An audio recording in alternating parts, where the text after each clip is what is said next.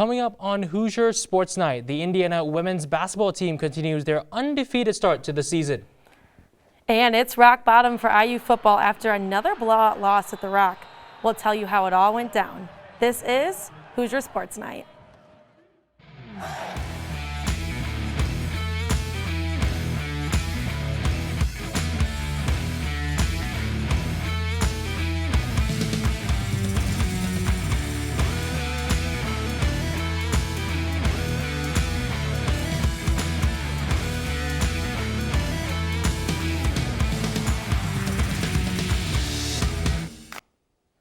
Hello and welcome to Hoosier Sports Night. I'm Ta Lau. And I'm Brianna Baylog. Last night, the men's basketball team took on St. John's in the Gavitt Games at home in Simon Scott Assembly Hall. Our men's basketball beat reporter Evan Kamiko has more.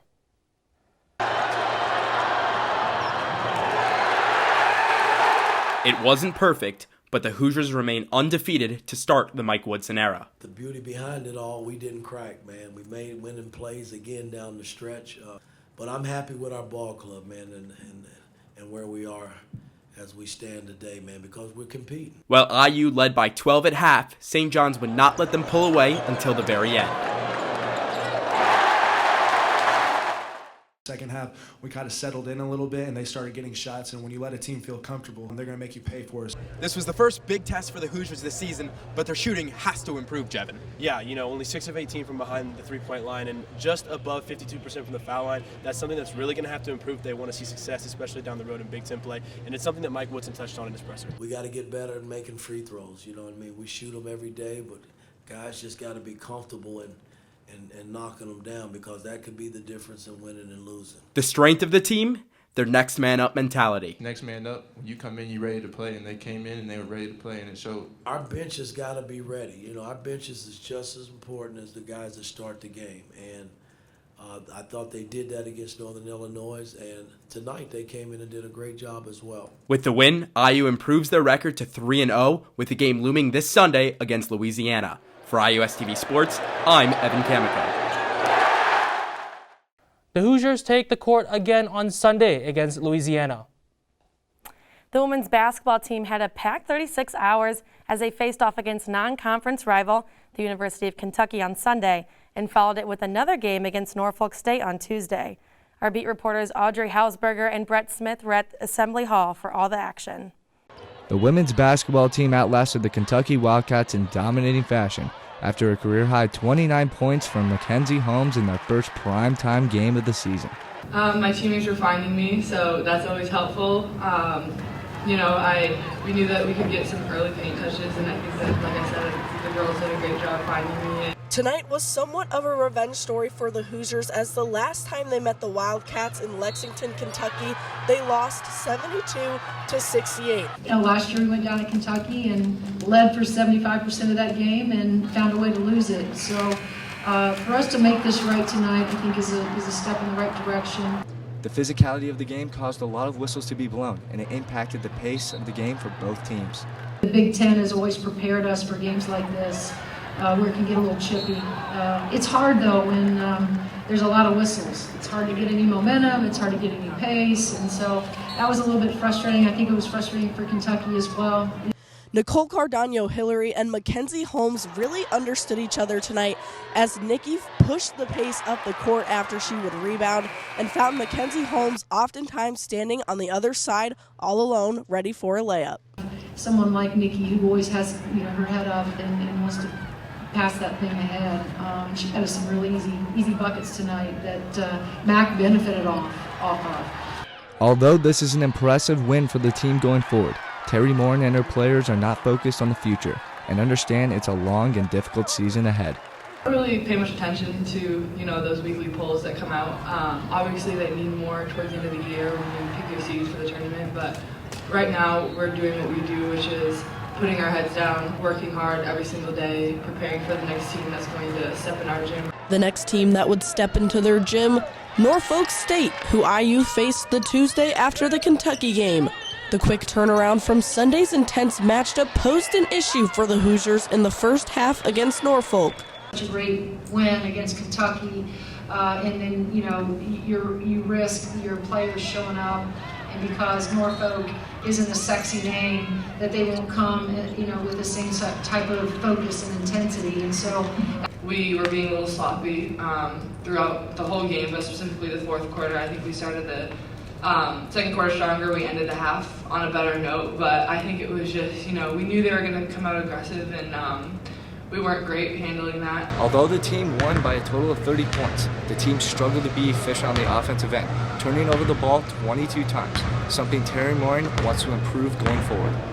We were turning the ball over, and so I was frustrated by that. We're not a team in the past that has turned the ball over. We pride ourselves in taking great care of the ball, and tonight, at halftime, we had 8 turnovers, and Lex and Mac had 6 of those. Those are post players making mistakes. Despite a slow first half, the Hoosiers came back out in the second, looking more like the number 4 team that they are. And a key player to that second half success was senior forward Alexa Gulbe, who recorded most of her total 22 points and 12 rebounds after the half. Today, there were moments where my teammates found me, and all of that together made it just a double game. Proud of our players for just staying the course, even though things got a little ugly. Your final score, IU 72, Norfolk 42. For IUS TV Sports, this is Audrey Hausberger and Brett Smith reporting. That's another 2 wins added onto the unbeaten number 4 ranked team's resume. Next, the Hoosiers will head to Connecticut to play Quinnipiac. The men's soccer team suffered a disappointing defeat this past Sunday. IU lost to Penn State 3-0 in the final of the Big Ten tournament and failed to pick up its 4th straight title. Despite being the better side in the first half, the Hoosiers weren't clinical enough in front of goal. The Navy Lions made them pay. A goal each from Seth Kuhn, Tiger Evans, and Pierre Reedy earned Penn State a comfortable win in the end. IU heads into the NCAA tournament as a number 15 seed and will receive a first-round bye. The Hoosiers are back in action again this Sunday as they await the winner between Louisville and Bowling Green. Be sure to follow me for the latest updates. Indiana volleyball looked to avenge their loss to Nebraska on Sunday at Wilkinson Hall. I was there for the match. Check it out. The Indiana volleyball team lost to number 11 Nebraska on Sunday in 4 sets. And even though they lost in 4, they did come out in the first set 25-23. Coach Aird mentions when it's tight sets like that and tight game points where someone has to make a play, what the huddles are like. Take a look. It's a forever thing in our sport where it comes down to, it's 22 all or 23 all. And we call it kind of the red zone. It's like football, inside of 20 yards or 25 yards where you have to get touchdowns. It's kind of how that works. And for us, I thought we did in game 1, and then in game 3, we're up 20-19, and kind of in that red zone, we have an error on 2 aces. Middle hitter Kaylee Ramelsberg had a great night tonight, leading the team with 11 kills, and Coach Aird praised her performance and just how she is as a person. She's a wonderful young athlete. I think she's got a long way to go in a lot of different skills, but she had a good performance, and she's a kid who we want to get the ball to more. There's no doubt about it. You saw later in the match that Nebraska started putting multiple people up on her. Although this added a loss to their record, the Hoosiers played tough in those first 2 sets. And Coach Aird continues to mention how this is a building program, and he wants his girls to keep their heads up and finish strong out for the rest of the season because they will not be making the NCAA tournament.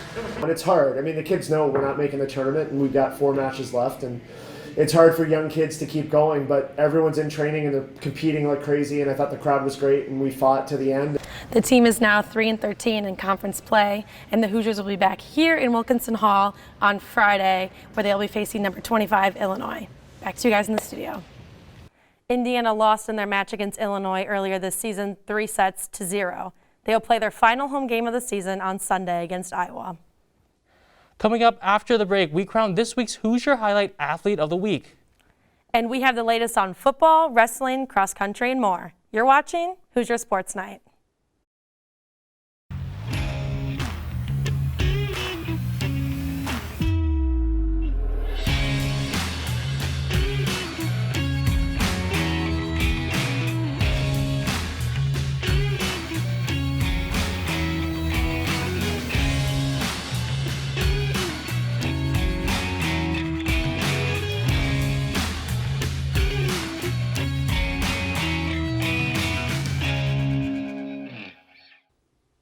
Welcome back to Hoosier Sports Night.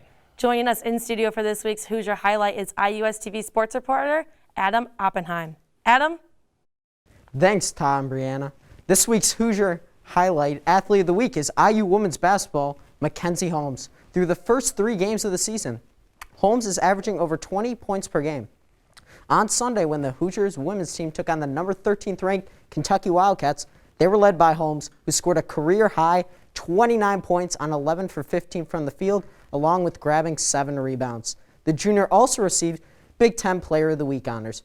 Make sure to watch Mackenzie Holmes this season, as she will be a key part to the Hoosiers having a successful season. You can watch her in action this Saturday as Indiana takes on Quinnipiac at TD Bank Sports Center. That's all for this Hoosier Highlight. Back to you at the desk. Holmes really was something special this week, wasn't she? Thanks, Adam. Since the loss to Cincinnati at the beginning of the year, it's felt like IU football was in a downward spiral. And after Saturday's loss to Rutgers, it seems that IU has officially cratered. Our Will Trubshaw and Nora Harrison have more.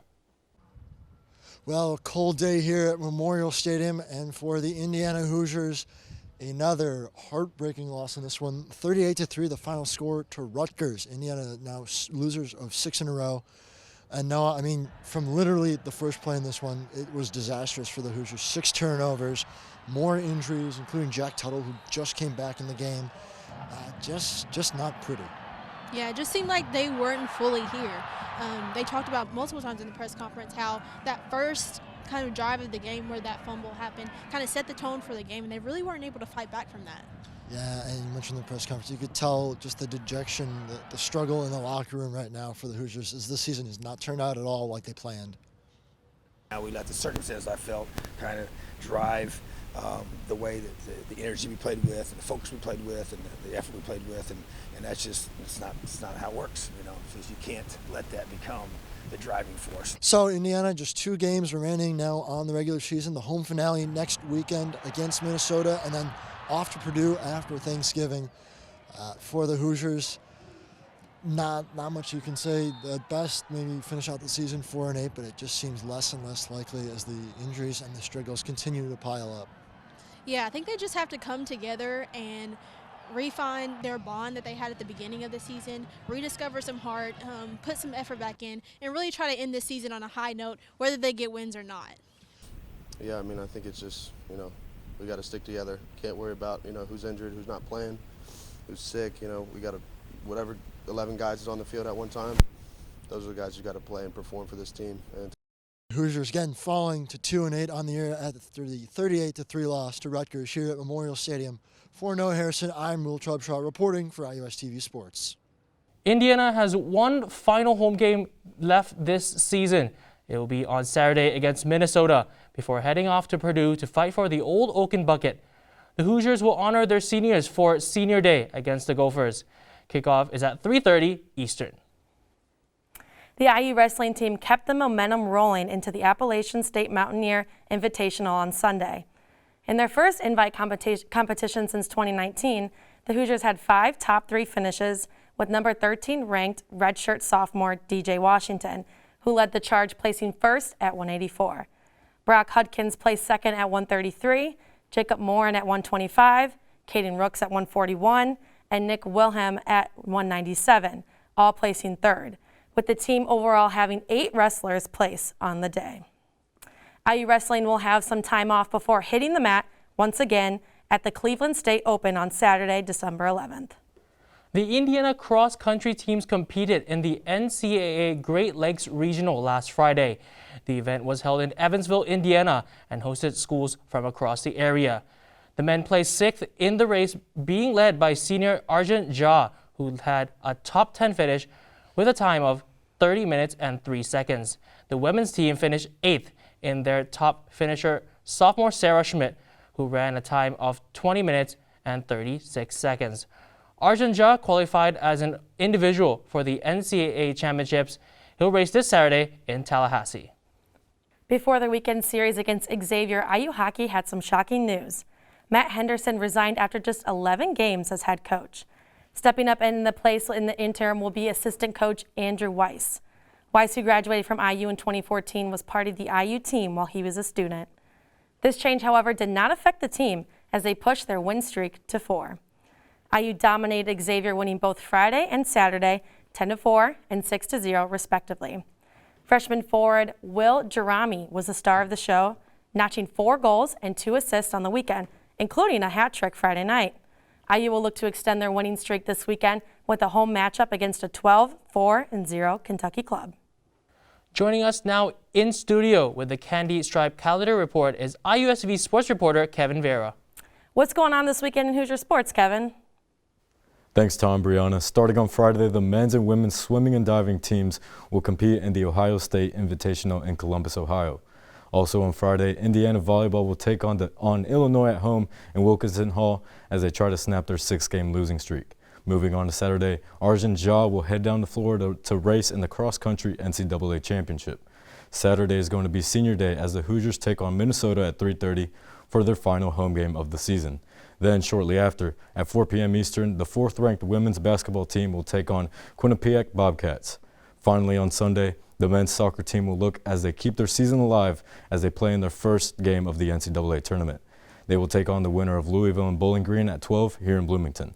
Later that day, the volleyball team plays their second game of the weekend. The Hoosiers will take on the Iowa Hawkeyes as they meet for the second time this season. And to finish off the weekend, the men's basketball team will take on the Louisiana Raging Cajuns at 7:30. That's all, folks. Tom, Brianna, back to you. And that's our show for the week. Thank you so much for tuning in. Don't forget to follow us on Instagram and Twitter at IUSTV Sports. For our production crew behind me, I'm Brianna Baitlog. And I'm Talau. Eat some turkey, enjoy time with family, and have a happy Thanksgiving. We'll see you after the break.